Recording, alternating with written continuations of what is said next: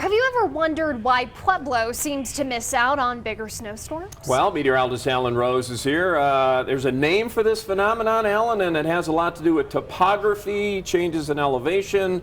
Tell us about it. Yeah, I know a lot of viewers know this. Mike Daniels always talks about it for First Alert 5. It is called the Pueblo Precipitation Doughnut Hole, or Pueblo Doughnut Hole for short, and it's a name that resonates with residents of southern Colorado. Now, we see this when a storm that appears to be on track to hit Pueblo skips past the city, leaving us high and dry. Let's get to the maps and start out with some basics on meteorology to explain why and how this occurs. Now, in this opening graphic, let's say that we're looking at the wet mountains west of Pueblo, and here we have air that's flowing from west to east. That'll be forced to rise up and over the mountains, squeezing out most of the precipitation up on the high peaks or over the western slopes. Now, sinking air on the east side of the mountains, this will have the opposite effect, leaving Pueblo high and dry.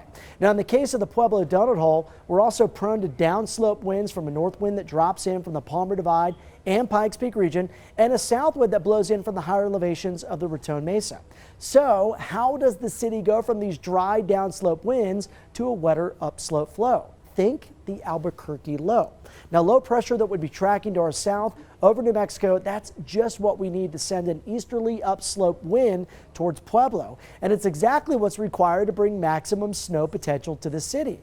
And that's something we haven't seen too much of this season. You can see here on the latest drought monitor, where we tie in the effects of those drier conditions to the Pueblo Doughnut Hole, we have areas of severe drought currently in place over a large portion of Pueblo County. Along the Palmer Divide, the mountain areas, drought much less severe in these areas. Lastly, let's examine the latest season-to-date snowfall numbers.